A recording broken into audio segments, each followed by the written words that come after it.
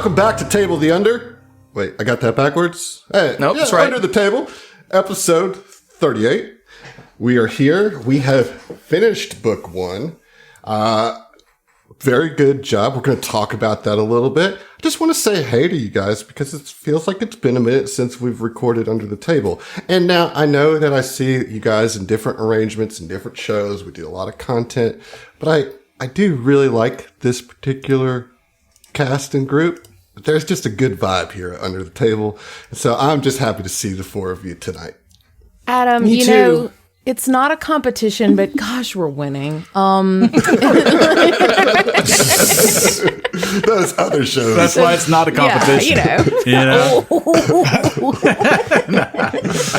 That's no one even close. That's right.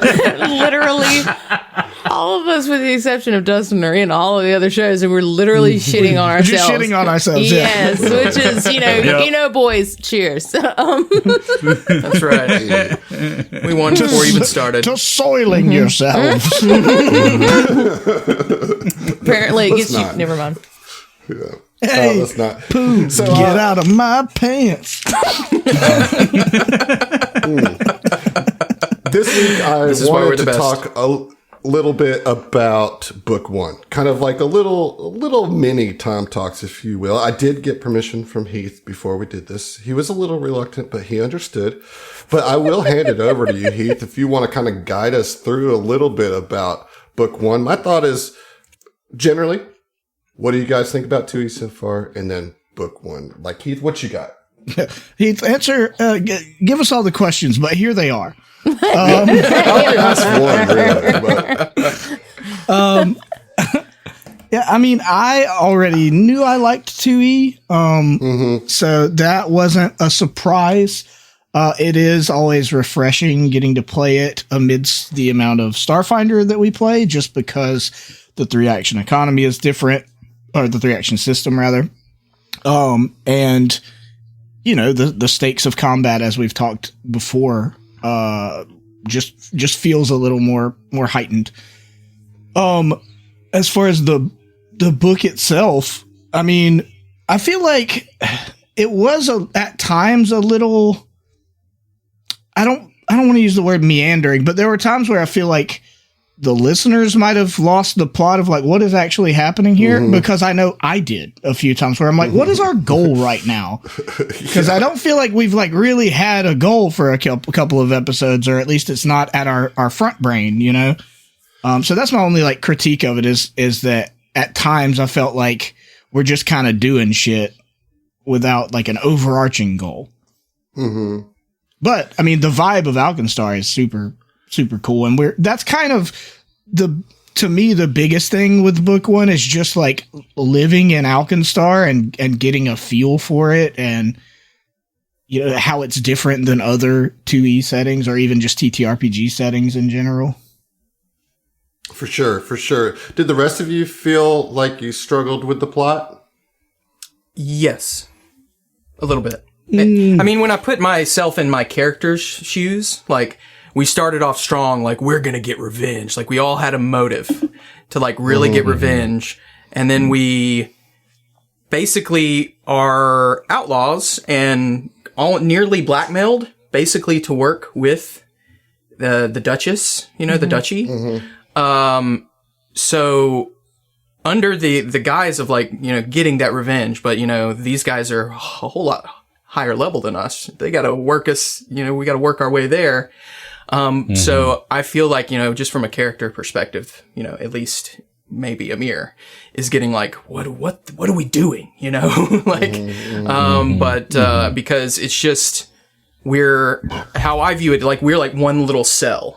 You know, in the Duchess's plan, you know, we're doing things. There might be other people doing things, but we don't have a view into that, so we don't like see the impact of like you like have this actions. big like this big like internal goal, but you're now part of like greater mechanizations that you feel like pawns all of a sudden. Yeah, exactly. Well, you know, I get that. I get that.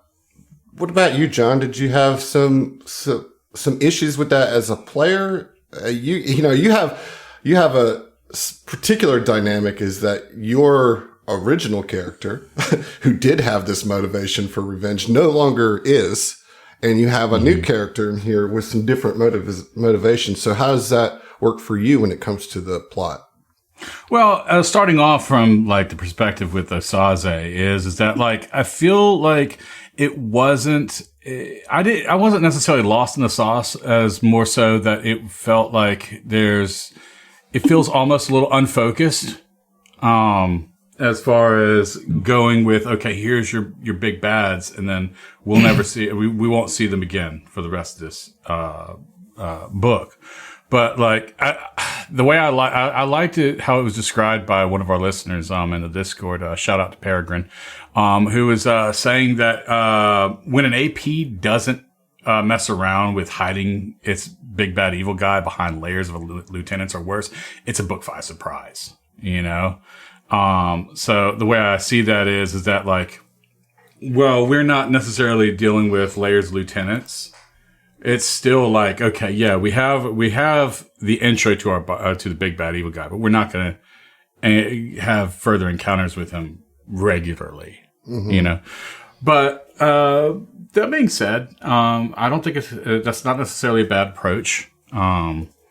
But, I can see how, like, when recording in an audio format where, you know, we explore these characters for hour and a half at length, just from one episode, and then having to wait a week, I can see how people might get lost on the sauce because of that. Well, yeah, it's like 2 weeks actually. So Right.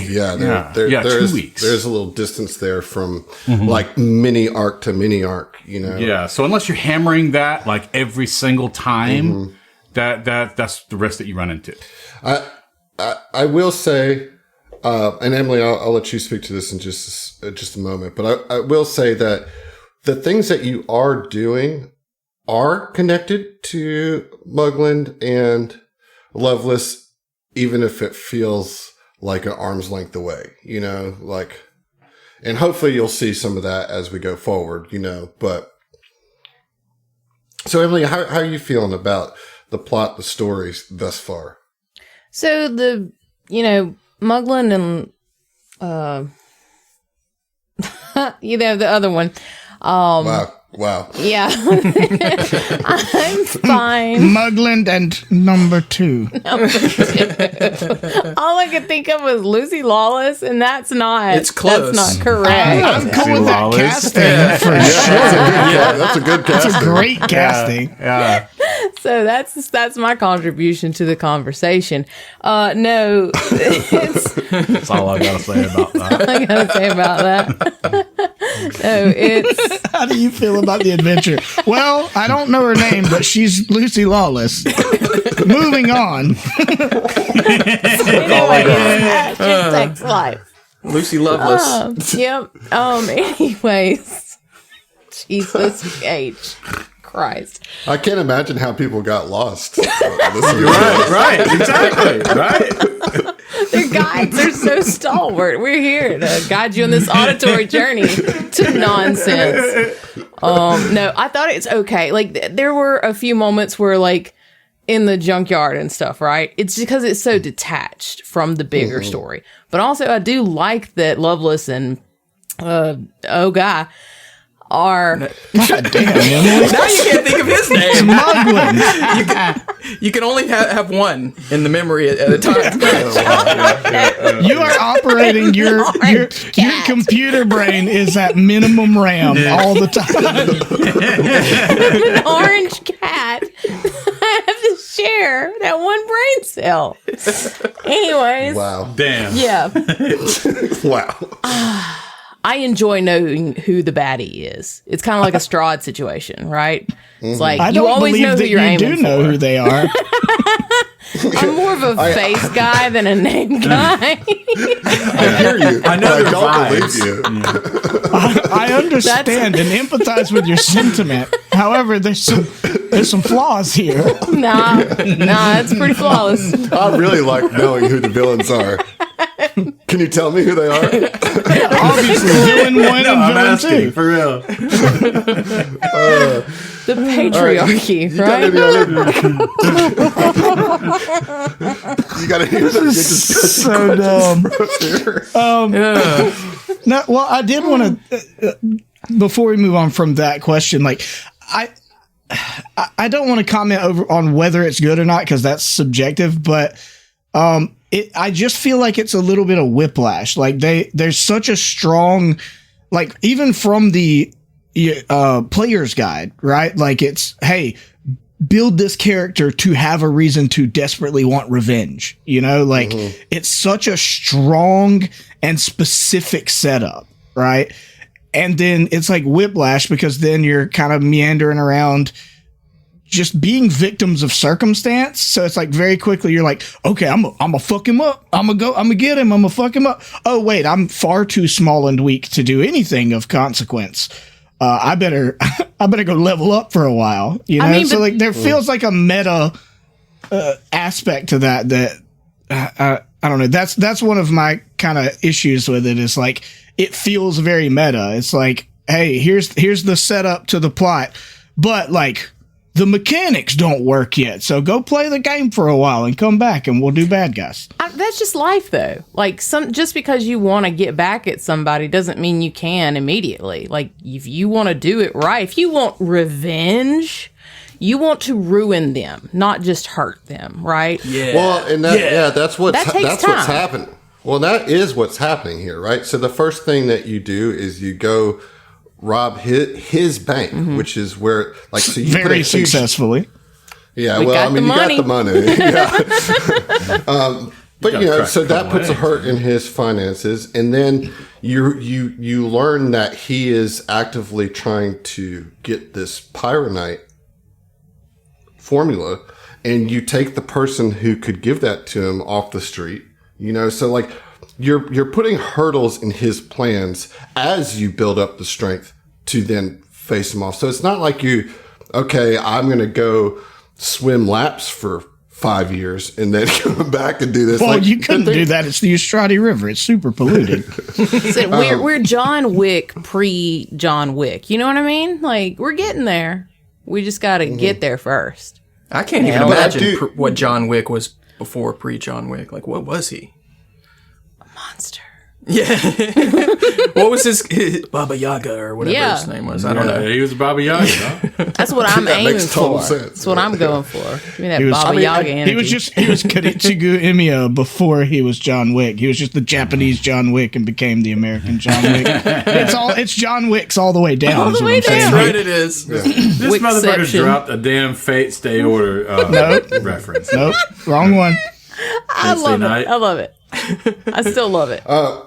Yeah, so I do understand some of it because especially like when you're in the middle of it, some of that gets lost, some of that bigger picture gets lost because, you know, you're doing all these encounters that the encounters themselves have nothing to do with it. But the overarching missions are about kind of just being a thorn in Muglin's side.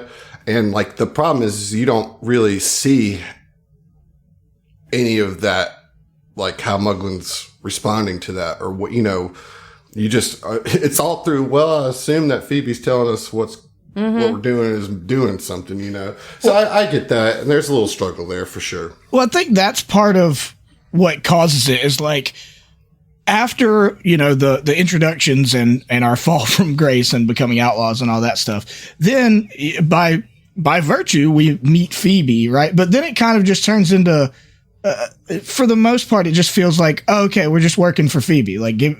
Tell me what the next job is without necessarily being like super involved in what is the ways that we're disrupting the system, you know? I do wish we could see, like if there was, you know, newspaper article flashes or something that we could witness, like how we're. Well, yeah, like better GMs with more time than me do that. Oh for no, this that's not. adventures. We can do that. We can like, set I've seen that up. out there, you know, like, but yeah, I do have, you know, I share some of your critiques and feelings about it, and I do have plans to kind of spruce some of that up from the adventure, particularly because book 2, we get even further removed. You know, I don't want to really spoil it, but we do get kind of even further removed. But we're going to do like a little interlude here for the next few episodes that I'm excited about. Heath, is there anything else that you want to discuss in this little mini Tom Talks before we move on? I just want to update the listener as well as you guys, my friends. As much as I pushed back on the movie thing and said probably won't watch a movie before the next time we record, Mari says that was a lie. Liar. I got like, and that's the thing I've talked about. Like my difficulty with movies is like it's almost like I'm petty and I'm like I'm not going to watch any movies because I don't got my friends in person to watch them with. So it takes me getting like interested in a specific like either genre or director or actor or something, and then I like crush it for like a month, and then I won't watch a movie for 6 months. You know, that's like, called it's weird. hyperfixation, love. But Right. go on. So you watch? No, don't go on. You watched a movie, and we will discuss what movie you watched for our next banter because I do want to hear about it because I did give you that homework, and I do appreciate that you did It's it. so many more than one. Great, that's why it should be a whole banter. You know, like we can't get into that can of worms right now. Is there anything else about book one that you'd like to discuss? What about the difficulty of fights? Like, has that been fun, disheartening, struggle? You know, what's your vibes on that? I mean, all of the above every time. Like it goes, exactly. it goes through a cycle. You know, it generally starts as disheartening because the way to other than like little mook combats, the way it sets up is like you enter a combat, you get your shit pushed in for a round or two, and like, how are we going to overcome this person? As oh yeah, we should be doing knowledge checks to learn how to better combat this thing, and then it gets a little bit easier. It's still harrowing, and then you have like kind of a breakthrough. If you survive, sometimes you just die. Yeah. Yeah. I for one love the John, combat. how do you feel? John, how do you feel about combat in 2E? Actually, combat's still really fun. I just don't like massive damage when that happens. I mean, who does? Right. So yeah, I'm on board with Pathfinder 2E combat. I like 2E combat. I like the action economy, etc. Do we enjoy the strong focus on tactics? Like you have to have tactics. Yes. You know, Yeah. Emily. I want to. Sorry, I didn't mean to cut you off, but I'm particularly curious about Emily's thoughts about the tactics on 2E because it is a very like focused combat aspect, and you got pretty good at combat by the end of APA, but you know historically combat hasn't been like where your favorite part of the game is. That's you know what I accurate. mean? That is correct. You know, and you played a pretty tactical class for this. You know, a lot of ins and outs with the gunslinger. How are you feeling about combat? I like it mostly because I really just like the 3 action. So, like I like the versatility of that. So that makes needing to be more focused and tactical more fun, if that makes any sense. Yeah. So I don't know. That gives me more buy-in in this game and in combat. Also, you know, there's just some neat things you can do. And when it pops off, it pops off. Mm-hmm.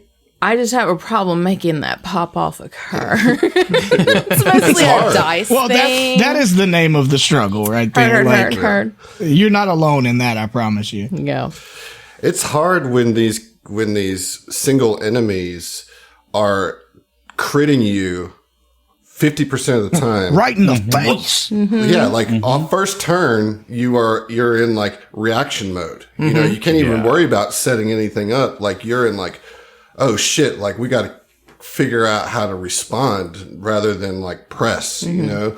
Well, recovery is just so much harder when that happens, you know, at the right crits out the gate. And it's like, okay, backstep, recover. Oh, well, okay, somebody else just got fucking rocked, you know, and it's like all of a sudden you were just 2 steps behind and trying to make up to 1 step behind, trying to make it to where you're on par, in Action Con. I kind of like it though. I really like that constantly being on the back foot. It may just be because I'm a millennial and that's really like all I'm used to. But like, it's like, I don't know, it speaks to my truth to be in the constant suck. So, I appreciate that, really. Yeah. I mean, that's fair, I guess, Yeah. This is my kind of like Dark Souls gameplay. Like, I do not like the Dark Souls games. Same. Yeah. But as far as like playing a TTRPG, this level of difficulty I really like it because, I mean, you're forced to like, you feel like your heart start beating. You're like, you might start sweating. You like zone in on your sheet. Is there anything I could do? Like, is there any actions I'm missing based on my skills? Like, what can I do to turn this around? And I like that. When things get in such dire straits that it's like you either pull out some ridiculous Hail Mary situation or you fucking die and you start over. And or you just depend on your bard to cast Soothe for 4 turns. Listen, whatever works. Pick one, Right. It's the fact that this game forces you to work as a team. And because of how deadly it is. Well, to that point, that's what I like. That's one of the things I like about the game is that it, especially compared to Starfinder, where like anytime you are more aware of your party and their capabilities, like that is a net benefit, right? In a general sense. But like in 2E, like, and this is one thing that I look forward to our group getting better at, right? And not that we're doing bad at it to begin with, but the game really incentivizes knowing what the other party members are capable of because there's ways to like set that up or combo that, you know? And that's really one of the satisfying things about 2E when it's like, you set yourself up for a thing and it pays off. That feels great. You set somebody else up and let them get their big ability off and it feels even better. Yeah. Totally. That's an alley-oop. That's an alley-oop. Look at us. We've made so many sports references. Are you proud of us, Heath? Yeah. We've learned. learned. I mean, like 2 now. That's all there is, 2. right? What was the other said, one? A Hail Mary? Oh, you did. You did. Yeah. I thought you were talking about the book. Hair flip. Yeah. We'll cross the checkered flag on this conversation eventually. Hey. Hat trick. Hat trick. There we go. You do one, Adam. Touchdown! Yay! You did it! You all did score there, so good job. Yeah, well, okay. So I do appreciate you guys taking a I little... am proud of you in this context. Like, I'll take it. anywhere else, and it's like these fucking scrubs. I do appreciate love you it. guys taking the time to kind of talk about it a little bit. As I said, we are going to do a little bit of an interlude here. I want to take some time to get to know our characters a little bit more. We've leveled up. And I like Alkenstar a lot, and so I want to spend more time in Alkenstar. To kind of set up where we left our little gang of misfits, George and Jules and Amir left Smoke to take Shoma back to the Powder Cake Punks, or they went with him and then left him there. And then they headed back to the Barrel and Bullet and kind of debriefed with Phoebe. And they got some information that while they were able to stop Gattleby from getting captured, it's kind of like one of those things where when one person does a crossword, first person solves a crossword, like all of a sudden a bunch of people solve a crossword, right? And so now there's this. Have you ever heard that theory? Like, it's this weird thing that people that study like groupthink and hive mind, like they've done tests where as soon as one person finishes a crossword, then like other people who are separated like start finishing it quicker. It's a weird thing. Nice. I mean, are we sure they're not just like the first person they pick is dumber than everybody else? Like, I mean, look, they did studies. I'm not sure about anything. them but, smart people did some studies on it. Yeah. My point being is that like the fact is somebody made Pyrite, and so now that it's known that Pyronite can and does exist, that somebody else has reverse engineered it and figured it out. You Right, don't well- know who that person is, and Phoebe is going to do some investigation into that. In the meantime, you guys met this dude named McTerrible Pants. Yep. And while you were investigating the Powder Keg Punks, and during that interaction, during that little drink session that you had with McTerrible Pants, he invited, because you guys were disguised as Bernard Leftwinkle and the Winklers, and he invited you guys to perform at a party that he was throwing. And that has come into fruition now as you got an invite. He wants you to perform 2 nights. It's like a weekend-long party. Oh, shit. Yeah, and so that's, in the next day or so, a couple days, time is nebulous, as we've discovered here at the Strange Table Fellows Network. I think that pretty much sums up where we're at currently. I would like to start tonight with George. Okay, so George, in his room upstairs at the Barrel and Bullet, George Davala shuffles his Harrow deck, a ritual he uses to quiet his mind. He yawns and shuffles again. The deck remains lightly gripped between his dexterous hands, then falls onto his chest as he slides into sleep. George is looking at the sand and sludge beneath his webbed feet. It shimmers, the dim light reflecting rainbow colors off the oily liquid mixed in with the sand. Slowly, his gaze drifts upward. He is standing on the bank of the Estradi River. Noxious fumes rise from the surface of the greenish-brown murk. Trash and debris float lazily down the river toward the distant Alcan Falls. He hears singing, but muted, as though coming from under the water. "Hiya, Georgie." He turns his head to the right, toward the bridge underpass where Harlan died. That was Harlan's voice. It's daytime, but despite the sunlight filtered through the fat, smoky clouds, the underpass is dark and unnaturally long. The underpass stretches indefinitely, all the light fading to blackness deeper in. Judge takes a step forward towards the underpass, then another. Harlan, where are you? George begins to run toward the voice. Harlan, I'm here. It's okay. I'm here. Where are you? Yeah, over here. George hears Harlan's voice from the other end of the tunnel, and suddenly the darkness gives way to light and the cawing of gulls. George is momentarily stunned. Ahead of him, on the other side of the cavernous underpass, is the coast of Jalmaray. The white sand beach stretches away to the left and right, like a white slash across the painting of mountains and palm trees. Everything is deathly still, except the crashing of the waves on the beach. With each successive wave, the sound of their crashes grows, until it is a cacophony ringing in George's ears.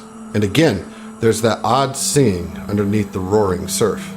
And suddenly, George is on that beach, the waves lapping over his boots.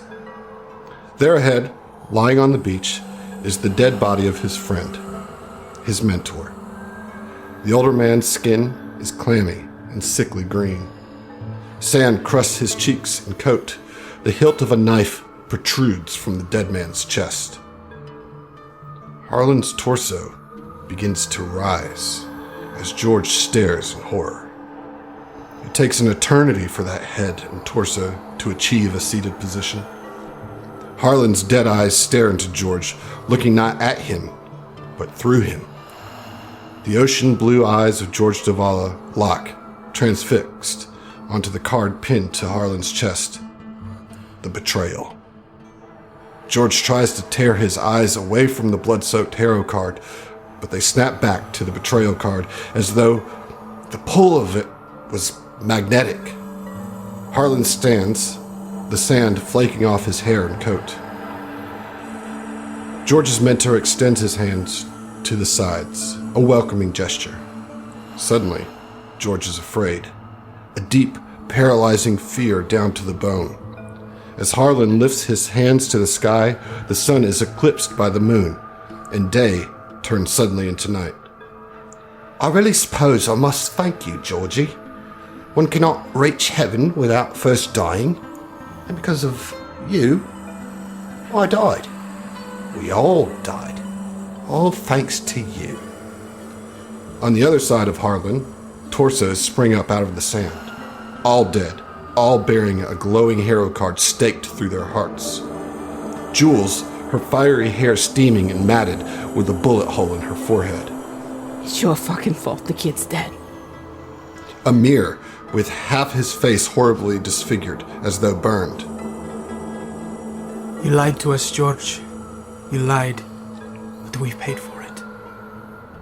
George sees his mother, Charlotte Davala, in black robes dressed for a funeral. Muglin came for us. He knew who you were, Georgie. You led him to my door. But now we can stay here together. Forever, says Sean. Sean Davala looks at George, smiling, with his head cocked sideways, his neck broken. George sees Phoebe Dunsmith, her hair drenched, her flesh bloated, as though she'd been drowned and left in the river. I believed in you, but your lies and your past brought Mugland and Lovelace down on us. He even sees Smoke, cut, burned, and bruised in 100 places, and Glaz, or the charred corpse of what once was Glaz, the shades of his friends and family creating a half circle around him. George looks to each of them aghast, ashamed, afraid. Harlan lowers his hands from the sky above, back to that welcoming gesture. This is what you've always wanted, George. Jalmaray, join us in paradise. Harlan, where's the kid? No response, but those outstretched arms. The dead things that were once his friends all stand. Where's Osaze, Harlan? If you're all here, he must be too. I let him die.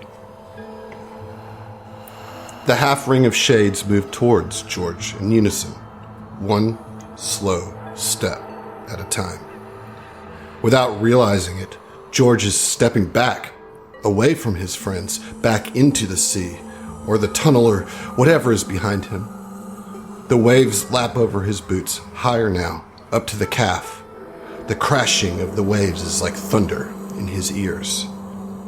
He bumps into something and spins, badly frightened, and finds himself face to face with Osaze Sahar. His clothes and skin are spotted with puncture wounds. His scales are somehow more numerous, covering more of his face and hands. His fangs are longer, protruding from his mouth, where once his lips concealed them. Osaze, kid, I am so sorry. I never should have gotten you into my mess. Shh. It's too late for all that. Osaze extends his hands in that same welcoming gesture as Harland. His fangs continue to grow, abnormally long, like daggers hanging from his mouth. The sides of his head flare out, hooded like a cobra. Panic sets in. George tries to slam past Osaze and into the sea, into the tunnel. The water is chest deep when the shades of Amir and Smoke catch him by the arms, turning him to face the kid. Osaze, I'm sorry. I was cocky. I was selfish. I didn't think anyone would get hurt. Osaze's fangs are nightmares of steel hanging from his serpentine maw, extending down past his neck. With painful slowness, Osaze reaches up and one at a time pulls the fangs out of his mouth. They're not fangs now, but knives. Osaze's main gauche and wakizashi dripping venom. Jules, Amir, and Smoke drag him further into the sea, upright on his back as though he were floating on the water. Osaze wades gracefully through the waves, as though unaffected by the density of the water. Jules approaches on his left, and Harlan on his right. A new set of fangs are already growing from Asaze's increasingly serpentine mouth. Asaze holds out the fang blades to his sides. Jules takes the main gauche, Harlan the wakizashi. George struggles to free himself from the grasp of Amir and Smoke, but their grip is like iron. I'm sorry, Osaze. Harlan, I'm sorry. Jules, don't let him do this. I can fix this. This is what you've always wanted. Welcome to paradise, George. Harlan stabs the wakizashi into George's ribcage. Jules wades up to George's left. He can feel warmth and sees steam billowing off his sister. She plunges the dagger into his side. You lied to me. It's your fucking fault the kid's dead. We're all dead. Last, Asaze slithers up to George, the blood coating his scales. In a moment of lucidity, George reflects that its shimmer is like the oil on the Eustrati. Asaze leans in next to George's ear and whispers. They're right, you know. The selfishness, your arrogance killed us all. This is only justice. And Osaze's now fully serpentine mouth clamps down on George's neck. The fangs sink deep, and George can feel the venom course through him. George floats for a long time. At first, all he sees is the darkened blue of Jalmare's sky, the eclipse above, still at its zenith. Then he floats in darkness, through the miles-long underpass and the pitch black. He hears the singing again. Strange. He floats through the city of Alkenstar, bumping into trash, the oily filth stinging his eyes. The singing grows louder, and that to a roar. The waves crashing onto the coast of Jalmare again, but the roar is constant and growing louder, the singing mingling with the rush and roar. George is puzzled in a vague and distant way. The roaring can't be waves. He's back in Alkenstar, but it grows louder and louder until the entirety of his existence is wrapped up in the roar and the eerie music of the river and sea. And then he is falling. For an eternity he falls, the cliffs of Alkenfalls whizzing by. George stretches his arms out before him to ward off the impact. The fear wakes him up. George is shocked back awake. And without thinking about it, his hands extend just like they were in the dream. And from his hands, orbs of water form and blast out, smashing pictures and picture frames off the wall. And he pulls his hands and looks at them like they're not even his own hands, not knowing how he did that. He's in a panic post-nightmare, and he looks on the floor where his hero cards fell off of his chest, and he sees that a few of them are pointed upward and most of them are pointed downward. And as he's looking at the hero cards, he just says, "What the fuck?" Well done, Mr. Heath. Heath wrote that, sent it to me. That is a really cool dream. You want to talk well, before I hand it back over to you, I do want to give you an inspiration. Okay. Well, I was about to say, I got the shivers. You know. Yeah, that was tight. Cool. So go ahead and roll that D6 for me, my man.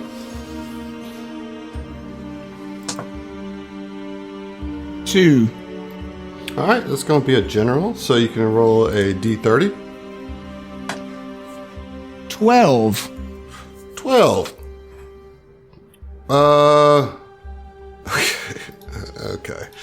This is from Porter Paladin. Okay. What up, Porter? He has in parentheses here some notes for me. Buckle up and get medieval at him. Stage directions. Yeah.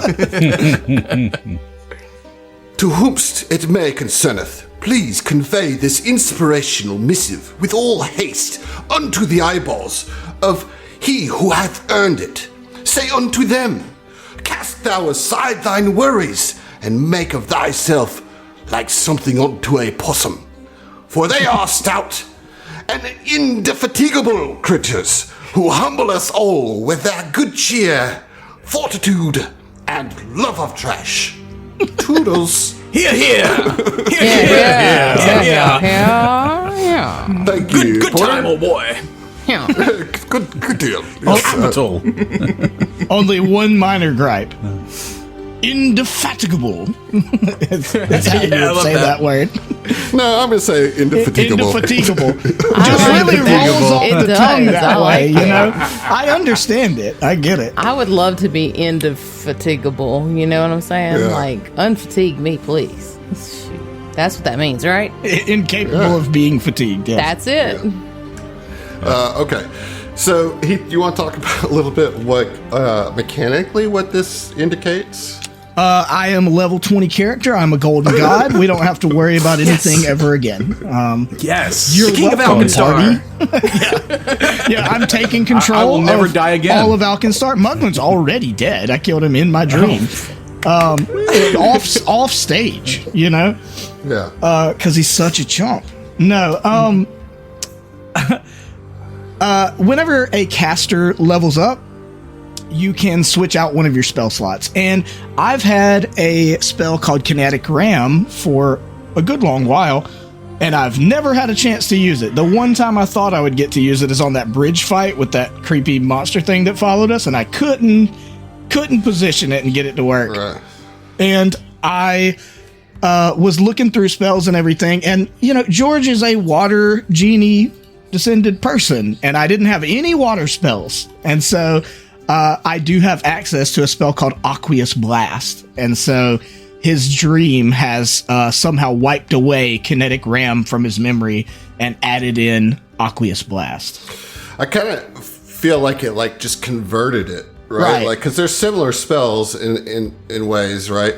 And like it just like shaped it more to you, whatever this dream was that you had, you know? Yeah. And you know, a little more peek, I guess, into Hero cards and some of the symbolism that it means for George. I thought that was really well done, and thank you, the rest of the cast, for. I just threw that on them. They didn't, you know, they had their parts, but they were reading it as we were doing it. So I appreciate you jumping on that. That was part of my stage directions to Adam. Was like, don't let them see it. Make them do it raw, uncut, unfiltered, because they're such talented actors. That's right. Oh, John has a saze with they're right, you know. Your selfishness, your arrogance. That one hit. Killed That us one all. hit. Yeah, I gave him the sexy lines. You know? Yeah. Right. Yeah. Ooh, rolls. I off the noticed tongue. that you didn't give Smoke any lines. Yeah, fuck Smoke. No, that's fine. Yeah, that's fine. Dude. He's out here Fuck trying to yeah. holler at my sister, dude. Well, Oh, Smoke. it's not so much that as like Smoke is the newest. Like the fact that Smoke is included in the dream at all is like, Yeah. Yeah. hey, like Yeah, maybe there's more of a budding friendship there than you realized. You know. Oh, cool. Well, okay, so yes, you guys have leveled up. You guys have some downtime. There's a couple things that you have to kind of think about, right? You know, there's this party coming up, so you'll have to kind of maybe talk about what your performance is going to be and how you're going to go about that without being spotted. You guys have your level ups. I'm sure that you guys have some loot exchange and all that kind of things. And then we'll check in with Smoke in a bit. But I wanted to give the floor to you guys if you wanted to talk about level ups, or where's the other characters as we wake up on the next day? Where are they at? You go first, Amir. I think Emir has a plan in his mind on what he wants to do, and it's mostly just cloister himself and work.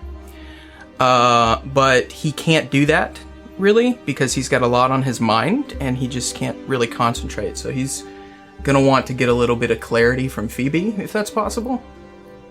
Sure, yeah. Like, I imagine that you're working at your lab, and she's kind of walking by and sees you, and like you just kind of being frustrated, and she kind of pokes her head in and she says, "Everything all right, Amir?"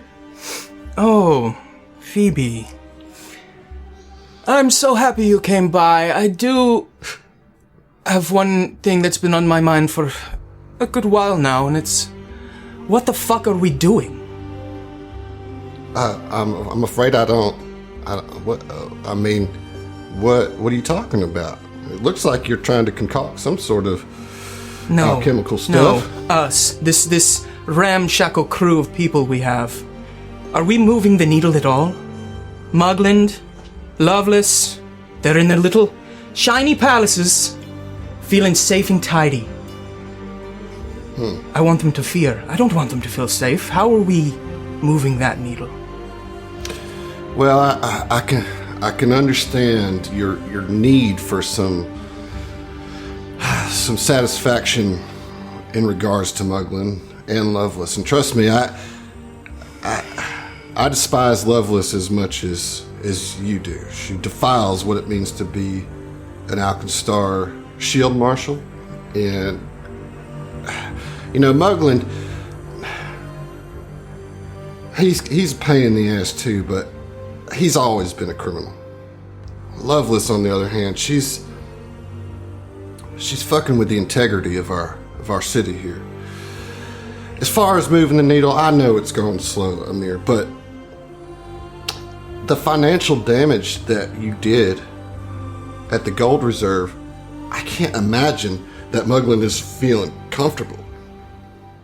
He may still feel safe, but he's a businessman. He's got a lot of business deals with a lot of shady people.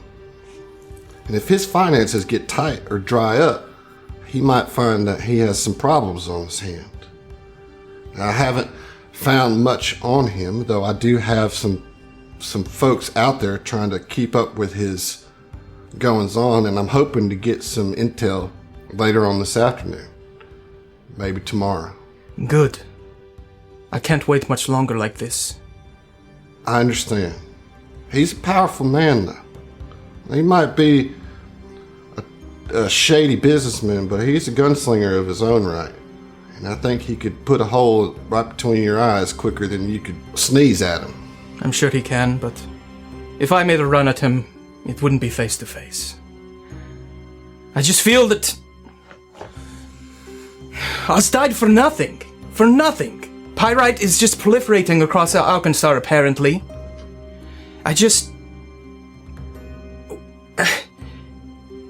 Are we moving the needle? Is this worth it? Well, I can't tell you what's worth it for you, Amir. I can't say we're moving the needle, yes.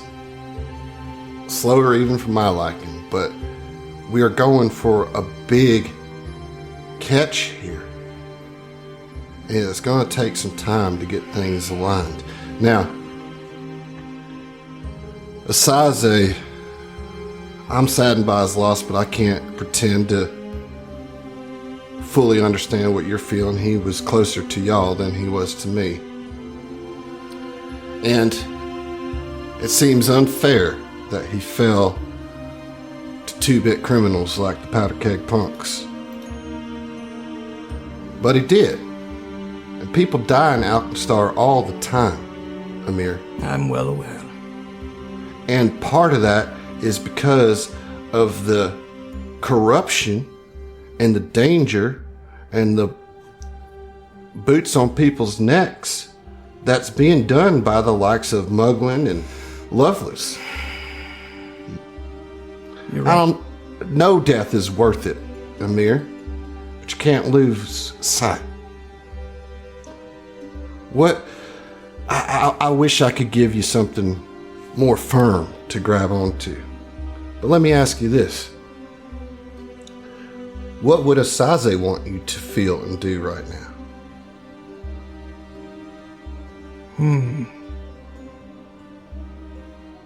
And I only knew Asaze for a couple weeks, right? Mm-hmm. I knew his story. and I felt an emotional connection with him, but like I really didn't know him. Well, But- he was a young kid. He barely knew himself. I mean, you know? he was all about, revenge at this point, What would Osaze do? I don't think he would go your route, that's for sure. Well, what the hell's that supposed to mean? I'm saying he would, if he had the means, he would go right to the head of the snake, if you will. Right. If you had the means. Exactly. Just let me know if you need anything from me to move this needle. What I need from you is to continue trusting myself and the Duchess. We want this as badly as you do. For different reasons, of course. But we want to see him fall too. But Lovelace is deeply protected. She's got governmental corruption and certification backing her up, and she's smart. And she has made sure that she is not there's no dirt on her. And I'm assuming that the Duchess wants to keep everything above ground. No murder or poisonings or...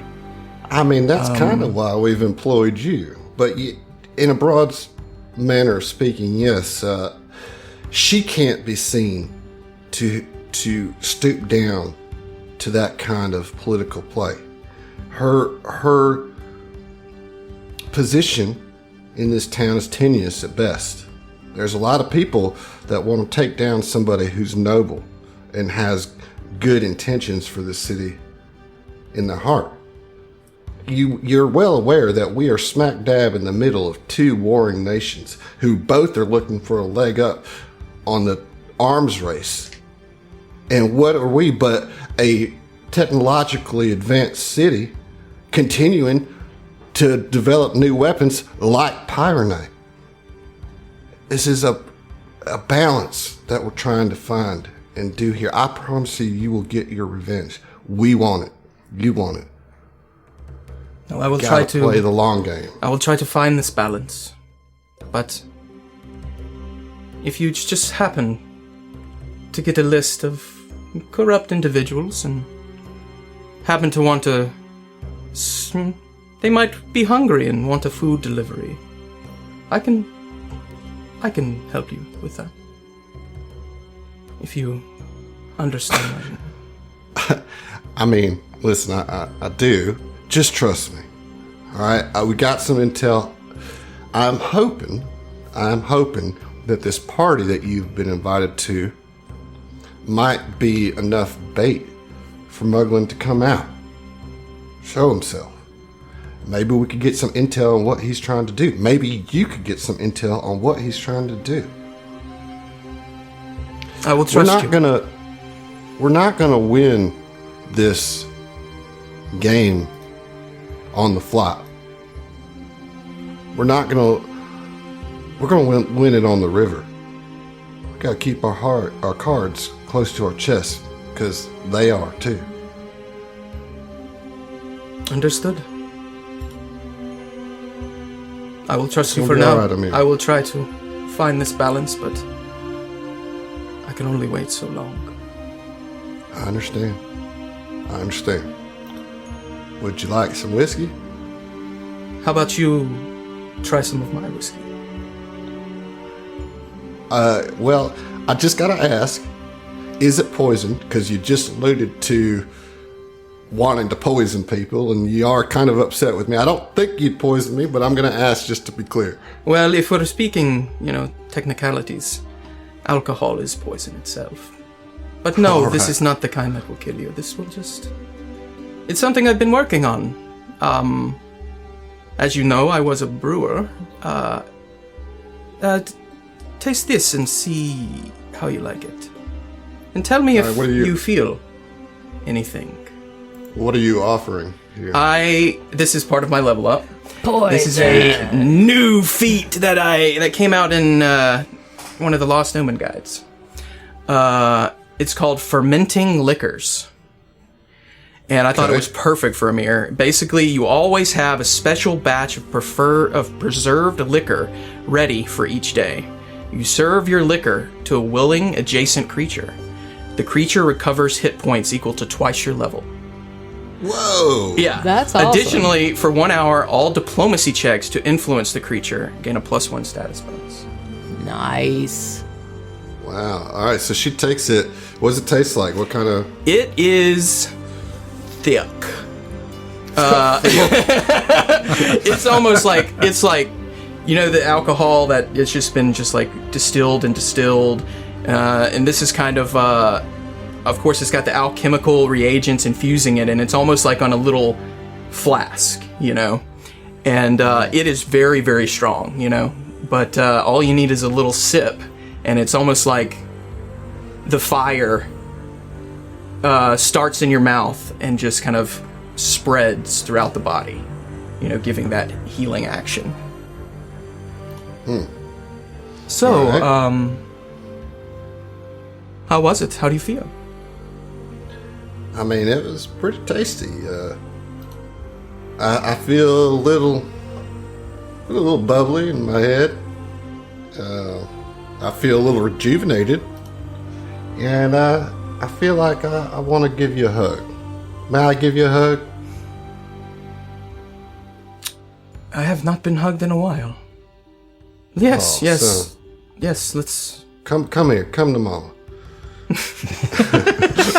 And yeah, Phoebe just like really like gets in there and gets a deep hug, you know? Yeah, and I think that just that physical interaction would instantly just send Amir into a breakdown. You know, he's been stoic a little bit, and well, not stoic, but aggravated and kind of what's the word? Oh well, you get it. And just kind of keeping everything inside and compartmentalizing, and just that physical touch, just kind of let it go, and he just sits there, and he's not like bawling, but he's just deep breaths. It's just like tears are flowing down, and he stops hugging Phoebe and says, "I apparently needed that. I've got a lot of work to do, so I appreciate this talk and you stopping by, but I need to make myself useful." And all right, well, keep there we your go. head up. We're gonna get them. We're gonna get them both. And she heads back into the bar. And so I'm in my lab, working up a storm, reading through the magic, or not the magic, I have the first aid manual, and I'm looking through it, and basically, you know, studying the body, thinking back on all of the, you know, mistakes I've made in my medic profession, my chirurgeon profession, and I gained at level 4 the fermenting liquors that you've already seen, and 2 very medic centric feats. 1, doctor's visitation, and treat condition. So I should be a lot more effective as just a general healer. Nice. And Very once cool. I use those feats and those features, I will describe them. So Yeah, I like it. All right, very good. I'm a appreciate fan of you. that. Appreciate it there. All right, Jules, what we got going on in Jules land? So as we get back to the bar, I imagine, right after we kind of get back and settle in, Jules is having a drink, just kind of sitting by herself. And I'm just throwing this out there at you, Adam. Y'all threw a little something. I'm gonna throw a little something. Oh shit. She's sitting at the bar and she's having a whiskey, and I imagine, I'm trying to think, what do they speak in Geb or whatever? Something that's not common, but basically I want the scene to be they approach her to try and talk, and she dismisses them, and then they start grumbling about it, but in a language she doesn't speak. so she couldn't necessarily intimidate them vocally. That's what I'm looking for here. That's what I'm looking for. Okay, so to get this straight, you want somebody from Geb to be in the bar, Or right? whatever. I just want to make sure I heard you correctly. Yeah, sure. I'm not being sarcastic here. Like that, you basically want somebody from Geb to be around and not be speaking common, and you think that they're talking shit about you. Oh, it's pretty obvious. Like they came over, like they approached me, and we're like trying to start up something, and she's like, "No, not tonight, boys." Okay, Yeah, that's what I'm I got looking it. for. She just says that. right. No, not tonight, boys. All right. Well, I'll say that there are a couple cloaked figures, kind of burly cloaked figures, that look pretty pale, very pale, in fact, and they see, your fiery look, and they come over, and you can tell that they're saying something disparaging about your looks, but you can't understand it. They're speaking Osiriani. They are just like chiding you and kind of like literally pointing at you and laughing. What I would love to do is she's got her drink kind of like up to her mouth, just listening to them talk. And she finishes her drink, sets it down on the Method bar. acting here. Method acting at its finest. Doesn't say anything, but just slightly cocks her head to the side and pierces them with all of like the anger and hate and frustration and like helplessness and just everything that she feels in being like caught up in this grand scheme where she was just trying to make a fucking dime. Like, she's stuck in all of this bullshit, and then you got these two knuckleheads who are trying to start something, and she just shoots all of that into one glare as she glares at them intimidatingly, one might say. One might say. As that's what I have taken, is intimidating glare. So I can demoralize without having to have an auditory component. I don't need no stinking language. You don't need no stinking language. So they come up to you, they're laughing, and you just turn around. I mean, you just give them the death stare, and like you see, they're very pale, and there's almost like the little points of fangs just kind of resting over the top of their lower lip. And like you do that, they both go and like back up, and in common, they say, "You finally fool! The boss will not be pleased with this." And they turn and just haughtily walk out of the bar.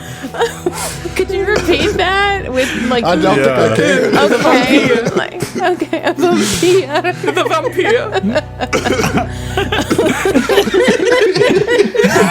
Oh, speaking of vampires, that's where fucking Sean comes from. Is an episode of What We Do in the Dark. I just saw it again today. Yeah, Sorry. yeah. What we do in the shadows. Yeah, or that's whatever. that one, yeah. That's the one. Yeah. Yeah. So so you got intimidating glare. Yeah. You intimidated the world's oldest living vampire.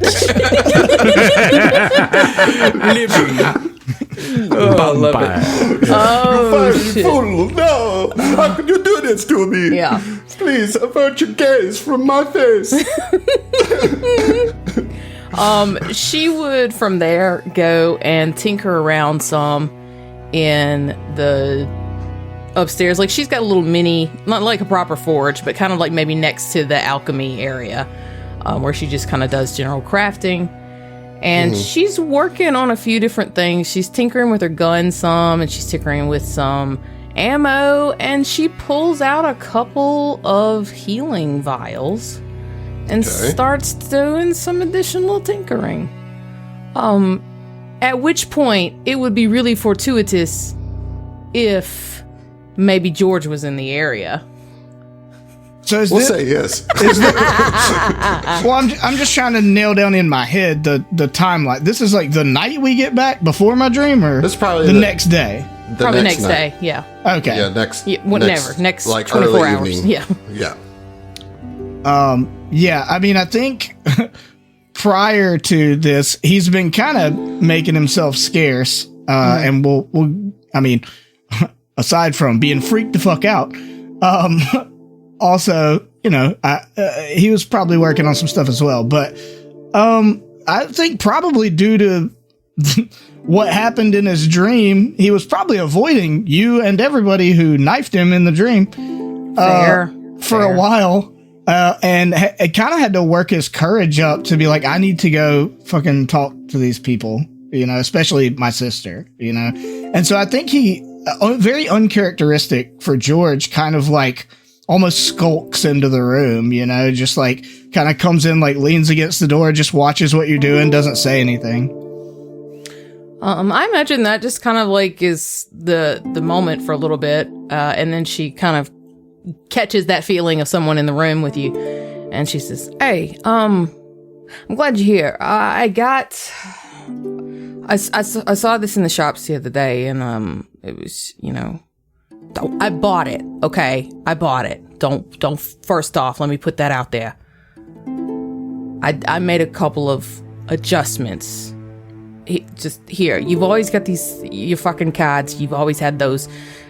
Put them up, keep them. And she's like really fidgety and kind of like, this is real awkward for her. And she pulls out from like one of her little side areas this wrapped box. You know, fits inside of your hands kind of type, but it's big enough to hold your hero cards. And like she kind of goes to hand it to you, and then she's, you said that I don't know you. And you're right, I don't. You're my brother. We may not have always been on the same side of the law, I guess. But we're blood. And I want to get to know you now. Anyways, here, take this. It's a stupid box. I'm gonna go finish some stuff up. You cool? Are we cool? George, you like hand the box out to George, and it's not that large, right? But he kind of puts his hands on the box, and it's small enough he has to like put his hands over your hands to kind of grab the box. And I would imagine he probably kind of freaks you out a little bit, because he like, you know, meets hands with you holding the box, and he's not looking at you. Like, he's looking at the box, like, you know, as though there were a hero deck in there, and he looks petrified, like terrified for just a second, you know, and it's just like, thanks. If you don't like it, I mean, I thought, you're right. Listen, I did the little sharks and dolphins. I thought you were a fan of sharks. I can like, and you can see that she went and like put some little very basic etching on the box. Like that was how she added to it. It's like I thought I remembered you liking sharks from when you was a kid. If you don't like him anymore, I can take him off though. No. He's still holding your hands the whole time. You're being awkward as shit about this. But he like looks at it again, and he takes it, and he just turns. I imagine you got like a little shelf kind of, you know, side of the door. And he sits it down, and he turns back and doesn't say a word. And he looks at you with his you know, deeply blue, oddly sincere eyes, you know, and right. He just walks up and hugs you. Oh. And like, I imagine it does surprise you, but like there's a fierceness to it that echoes like that fear that he had just like looking at the box. And he doesn't say anything, but he holds that hug for like a long time, and you can tell something's different, something's off, you know. Listen, I'm glad you like the box, but like this seems like, what's going on? You feel, I mean, I know you clammy most of the time, but you feel extra, what's happening? What, you all right? It's like, she doesn't know how to process this. She's kind of holding, she pats you a little bit on the back, like, see, I'm doing it. She doesn't really know what to do though, because this is very far out of character. Yeah, I just love the image too. It's like this awkward hug or whatever. You awkwardly go to like pat him on the back. Maybe one hand pats him on the side, right? Mm-hmm. And when you do, he flinches away from that side. You know, it's like, huh. And he's like, he kind of pushes off and puts a hand on your shoulder and says, "Jules, I love it. Thank you. This means a lot." What's wrong with you? I don't know. I don't know. I had some weird dreams, and I don't know. I'm just doing a lot of thinking. I don't know. I gotta work through it. You know. All right. Let me know if you need anything. Yeah, I will. And he kind of puts his head down and like turns and like grabs the box and like just holds his hand on it for like a few seconds, and then slowly kind of pulls it off and walks away, almost like dejected, you know? Not from you, you know, just like you can tell he is not in that room with you, you know, except for like just for a second during the hug and everything. Like you could tell his brain was 1,000 miles away. As you walk out of the room, though, and she's kind of like thinking it over and everything, she's like, all right, he really likes fucking shocks. He's really into those. I nailed it. Logged that one away. Such a good sister. Yeah. Be perfect Everything forever will just be sharks. Just sharks. All the way down. It's going to be like... If you're a parent, really did good you this have time, toddlers, and they're just like they're obsessed with an animal and like constantly draw them for you and make you get socks with their favorite animal. Yeah, that's hilarious.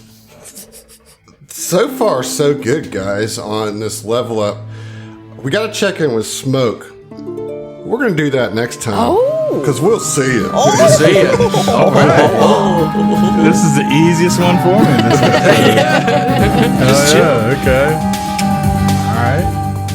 Thanks for listening to the STF Network. If you want to hear more from us, check out our other Starfinder and Pathfinder shows at the stfnetwork.com. That's the stfnetwork.com. And support us on Patreon to listen to our bonus podcast, including our homebrew adventures and Tom Talks, our behind-the-scenes show. Stay groovy, possums.